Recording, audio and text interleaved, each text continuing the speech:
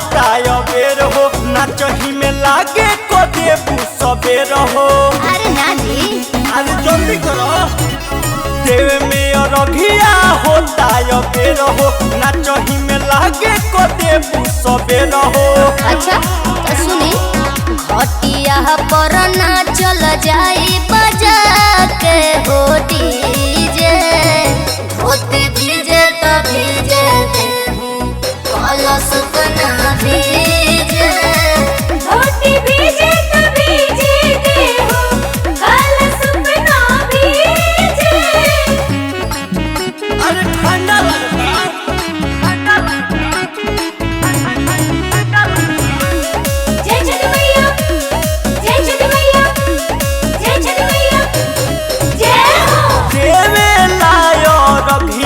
पानी पोनिया में खाड़ हो ए हो सूरज देवा करी अरग स्वीकार हो।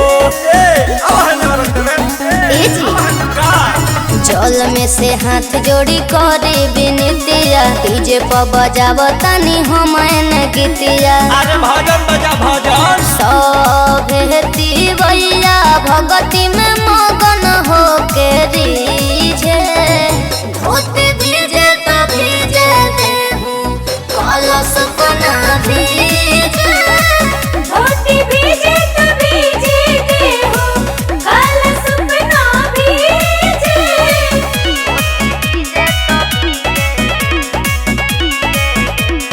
जय छठी मैया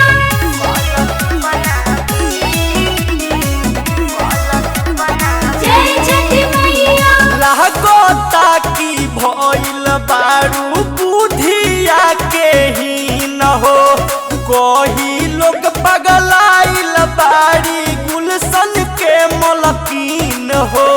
केहू कुछो ना कहे बुझनी छठी घाटे आई के खुश बानी हम जी कुछुओ के चिंता जनी करिए बलम जी। मनु पारा आकाश के देखो न चातारे जे धोते भीजे तो भीजे कलश बना भीजे।